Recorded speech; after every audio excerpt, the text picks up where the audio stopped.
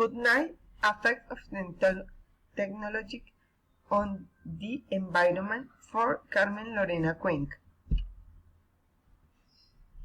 There is no doubt, and from my point of view, the benefits that technology has should be highlighted, and that it not only negatively affects the environment, it also contributes to its improvement and is a tool that, when used in the future, could be an important instrument for conservation of the environment. I consider that one of the aspects such as recycled will have and general alternatives for a big environment.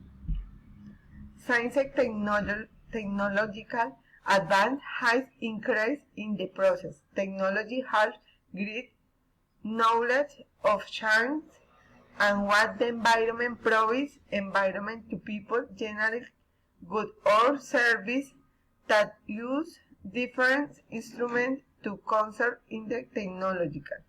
Thank you.